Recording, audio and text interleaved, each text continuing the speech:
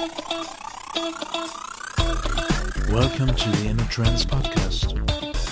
Welcome to the future of mobility. Simply stay on track.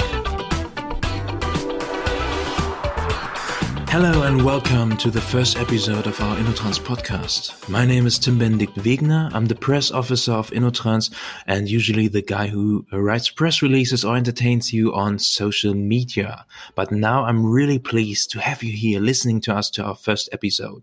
But before we are starting our podcast, the whole team of InnoTrans wants to say thank you to our loyal trade visitors and exhibitors for your support last year. It was really tough for us, and at the same time, we say now is the right moment to look forward to InnoTrans 2022. I guess if you all read the papers, you notice there's currently a lot happening around the world that also have effects or impacts on the mobility of the future. So with this podcast, we want to talk about it with leading international industry representatives. And moreover, we want to give you exclusive insight into our planning for InnoTrans 2022. So you're right now at our heart, InnoTrans Planning Heart, directly here in our home office. And my first guest is Kerstin Schulz. She's the director of InnoTrans, and we want to talk about the news, the brand new things at InnoTrans. And afterwards, I'm really pleased to welcome the managing director of the VDB, the German Railway Association, Dr. Möbius, and we will speak about Corona, mobility, and actually the future for a clean mobility.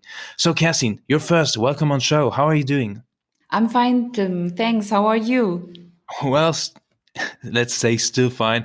I hope I don't screw up the interview. No, kidding. Kerstin, I was just talking about the difficult last year. So no matter which media you open, you always read kind of depressing news. But you sound really optimistic to me. Why are you optimistic? Why are you optimistic for InnoTrans 2022? Yeah, actually, InnoTrans is doing good so far. Exhibitors which canceled before are coming back. We are preparing the 2022 show, and there are only a few places available. So the demand of the exhibitors to get back on the platform InnoTrans for the future of mobility is kind of strong. What else is new in 2022? We will be streaming the whole site program in 2022. Brand new will be our streaming studio, which is located directly on the fairground and which can be booked externally as well from now on. So if you want to spread your word to the world, maybe book a streaming studio. It's a pretty cool studio. I visited last week. But before the streaming studio, we had the Speakers Corner, and we still have the Speakers Corner to get your message to the InnoTrans public. So what is new about the Speakers Corner in 2022? Yeah, in the past years, we have had 2 speakers corners on InnoTrans, but the demand is so high for companies to present themselves that in 2022, we offer 5 speakers corners. That means for each segment 1. So you just mentioned that the companies presenting themselves to the audience, but in InnoTrans 2022, there will be also the chance for young professionals to present themselves. It's called Oil Press Career Boost. Kerstin, that's a really cool name, but what's the concept behind it? Yeah, this unusual format turns actually the tables. Instead of companies presenting their jobs, talented young people can make their pitches to them. This is how we are making young professionals visible to the rail industry. And that whole thing will be a new challenge because you have 90 seconds to introduce yourself to the industry live on stage. We are not live. We have no stage. But Kerstin, why don't we do it? You get 90 seconds now. Present yourself, pitch yourself to our audience. Why are you the super director of InnoTrans? No. 90 seconds are not enough for me. You already wasted 15 of your 90 seconds. Yeah, we will leave that up to the professionals. Okay, or maybe next episode. I don't know. We can practice. No, let's sum it up. 25 young talents will get this chance to actually go on stage and maybe get their dream job. 90 seconds, really, really tough challenge. what I have also on my paper now is a point called Science Slam. What is Science Slam all about? It is a science communication format where young scientists explain their research projects in short 10-minute talks that are very easy to follow. And afterwards, the audience gets to vote. And it will be all about mobility. And it will be on the last day of InnoTrans. That means on Friday. So to sum it up, it's not like a rap slam, so they don't rap, but they present maybe some really forward-thinking mobility ideas, not in a 500 pages papers, but in 10 minutes in a really vivid way. So maybe the solution for many challenges of the mobility can be found on InnoTrans 2022, actually, at Science Slam. So that is pretty cool. Let's sum up, Kerstin, what we have. We have a streaming studio, which can be booked from now on. We have 5 speakers corners for each segment, so everybody gets a chance to finally talk again, connect again, present again. And we're having the EuroPress Career Boost, which is the good way to actually go on stage 90 seconds and get the job of your dreams. It's part of the InnoTrans campus. And we have Science Slam, which I'm really curious about. Maybe we will have the research project that changed our way of mobility. Maybe we have flying trains afterwards. I don't know. There is so many interesting input, Kerstin. Thank you. And we will go on now with Dr. Möbius. I'm very pleased to have now our first InnoTrans podcast guest. As Managing Director of the German Railway Association VDB, he has been working on the progress of rail mobility in Germany and Europe since May 2015. Topics such as clean mobility, digitization of railways, and climate change are part of his daily agenda. He also made the quote, "The railway industry in Germany now wants to move into the future at twice the speed." Welcome, Dr. Ben Möbius. Nice to have you on show. Thank you for having me. Good to be here. At the beginning of our talk, let us briefly give our listeners a chance to get to know you a little bit personally, as far as that is possible in that kind of setting here in our podcast. Your CV reads quite impressively. You're a political scientist and historian, studied in Hamburg, Bamberg, and Cambridge, and then worked as a journalist for the well-known German newspaper FAZ, among others.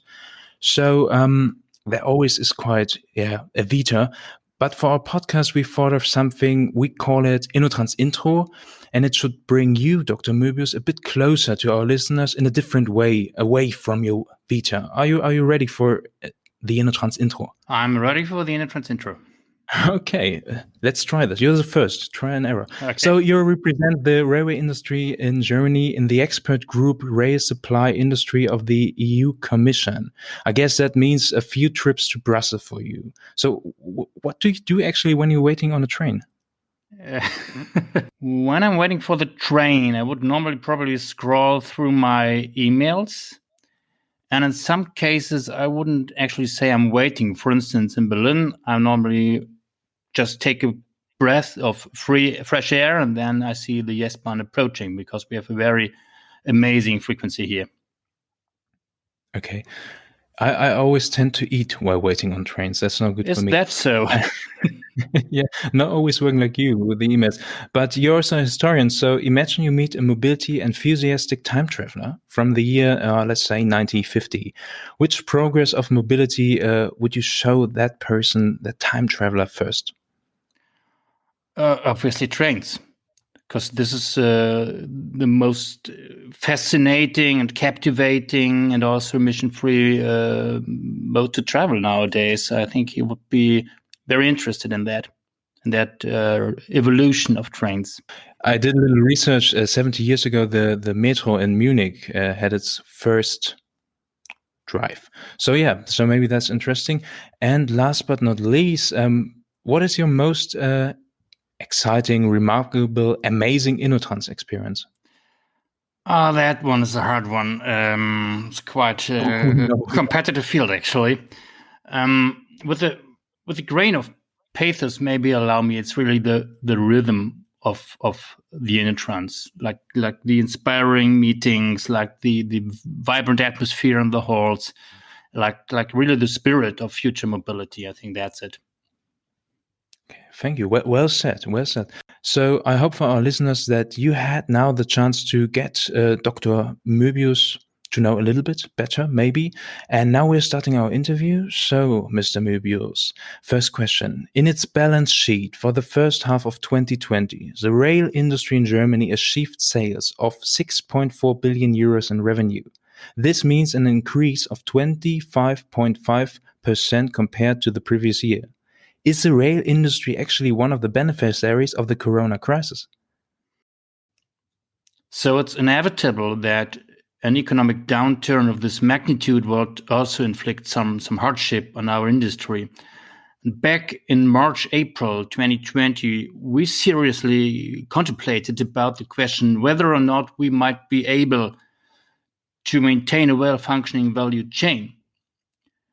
And then we, as you said, actually managed to gain the upper hand. I think there are probably, first and foremost, three ingredients for that. A very focused cooperation with the operators and in the political realm, the orchestration with our partners all over the world, and a very closely intertwined, extremely resilient cluster structure in Germany of OEMs and SMEs, the proverbial German Mittelstand. So people can count on us and on our capacity. That's true. And I think the COVID crisis has shown how rail transport and the maintenance behind that can safeguard the supply of essential goods like medical devices, like pharmaceuticals, and food. But by the same token, German rail industry is highly globalized. That also holds true for our small and medium-sized hidden champions. And so the world market really is our stage as well. And there we interact. There we give technical advice to our clients on the spot. And this is obviously very difficult now. And the order intake in 2020, of course, to some degree mirrors this crisis on the world market. And so I believe we don't exactly have a bullish outlook right now, but in the long term, I mean, green mobility really is key to a green restart. So at the horizon, I think we have an upbeat growth prospect. Thanks for that huge overview. But let me come back. While we are speaking, we have a lockdown in Germany. There are plenty of lockdown all over the world. And just a few days ago, the borders, our European borders, have been not closed down again like in the early spring of 2020. But there are people talking about, for example, Portugal at the moment is closed down. Are you concerned about the exports, actually? Well, frankly speaking, this is to some degree an uphill battle, no doubt about that. But we managed to maintain international value chains back in March, April last year. And so I do believe we can manage to do so now as well. But it's a very tough situation, no doubt about that. Let us come to a second big and important topic at the moment. Several international studies from the end of last year say that private transport is gaining importance due to the pandemic. Like 23% of Germans, 22% of Americans, and 21% of Japanese are using cars more often. So we have Americans, Central Europeans, and Asian people. And they say all, that's kind of interesting, all say that they feel more safe in a car. In a statement from last August, you said that Rail 4.0 is a key technology for an emission-free mobility. So do you fear that the issue of climate change and clean mobility has lost importance in society? Personally, I don't see the pandemic actually overshadowing the climate crisis, at least not persistently so. That is not insinuating that I'm saying we just can sweep the more complicated issues under the carpet. Of course, in view of the crisis, we see numbers of people using public transport shrinking and in some cases actually plummeting by up to 90%.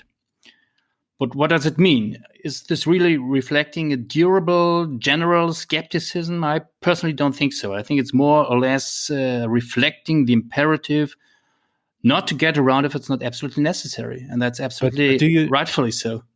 Yeah. So do you think that this will recover quite soon?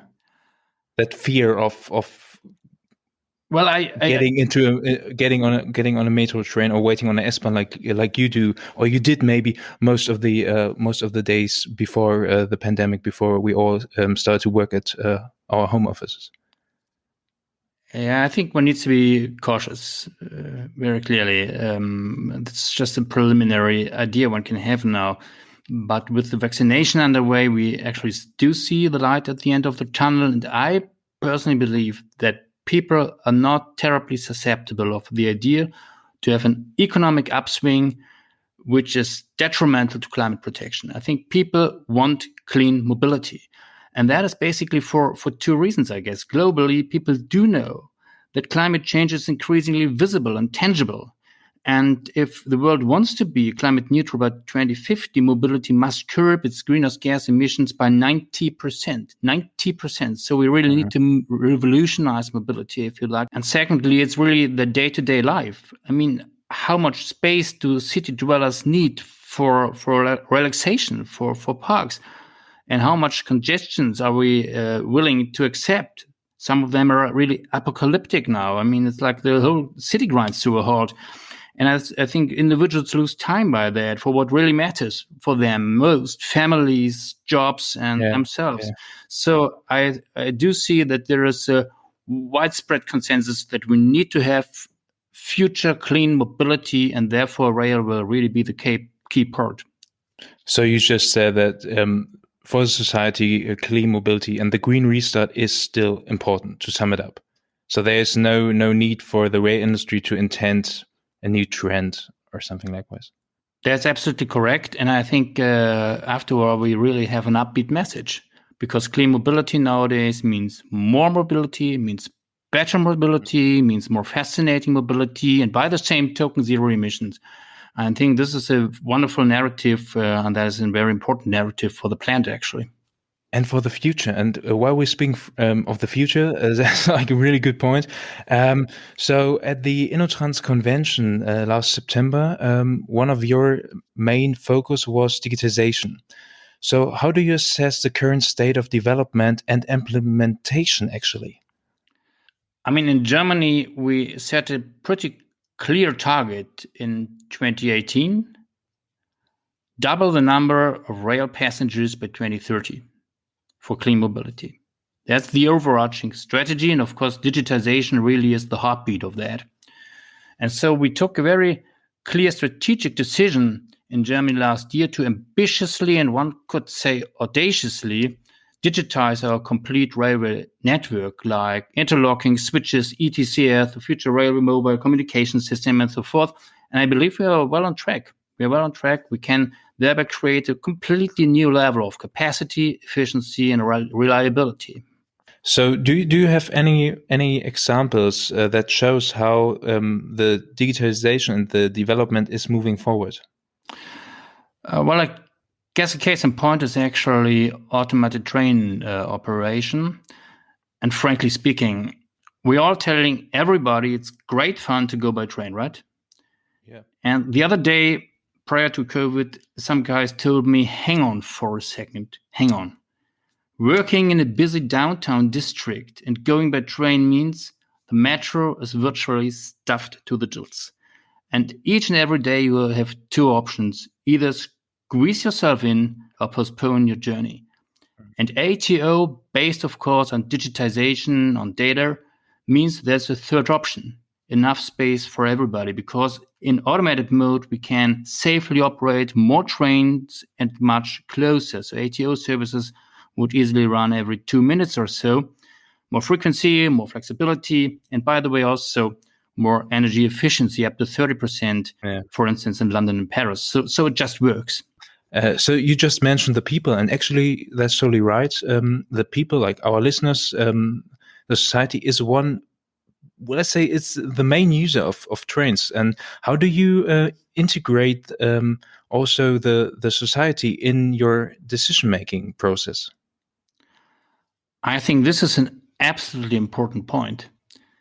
Because as I said, future mobility really is a promise for tomorrow. So let's integrate people, because it's their trains. And there's one example actually, which is quite dear to me.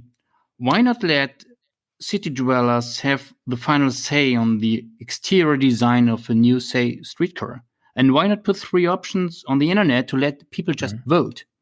And that's exactly what happened in the city of Calgary. And the most popular sport over there is ice hockey with prestigious women's and men's teams. And so the elected design is inspired by ice hockey. People call it the mask. So guess what happened?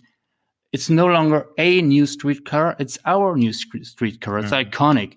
And I think that shows future mobility is fascinating, dazzling, captivating. Let's use the full potential.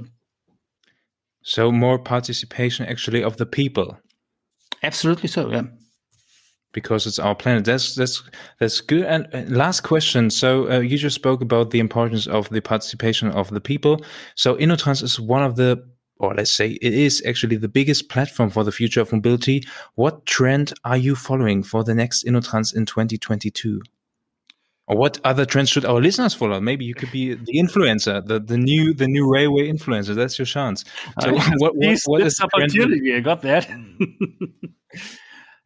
But allow me to maybe make a rather, I guess, personal note. I really, really look forward to InnoTrans. I look forward to the meetings with our partners and friends. I look forward to the inspiring, fruitful exchange of views and ideas, and the vivid and creative atmosphere, and of course also the dazzling exhibits.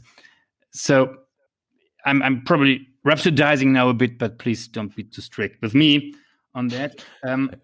It's your influence. Yeah, exactly. I think there will be InnoTrans 2020 will be both a renaissance and a debut. It's obviously a renaissance, that it is a big comeback of the world's leading trade fair and forum for cutting-edge future mobility.